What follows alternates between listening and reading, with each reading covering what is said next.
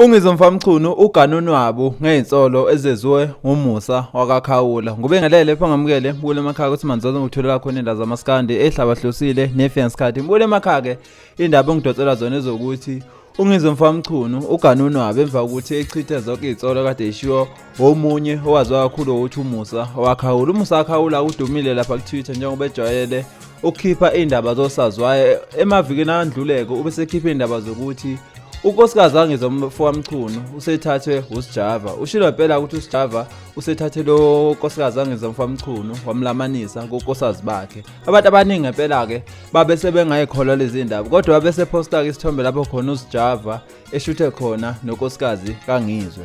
UNgizwe kuyichitha zonke lezi zitsolo yasho ngempela ukuthi uyamxaka lo mfana umehlekisa ngento kade yena esemanzini endlulelo babakhe.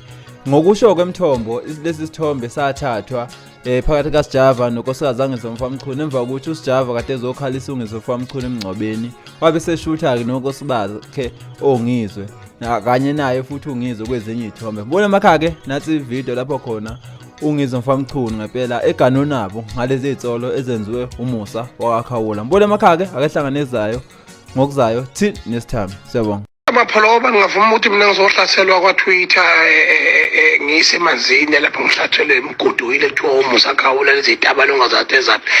Ungaphi lo muntu ake awena iphile amapholoba lo muntu into soyenze njani lento indaba yalo muntu lento yalo muntu yilokhu iyangithuluka kancane kancane ukuthi ujwayela kabi lo kahle lo muntu.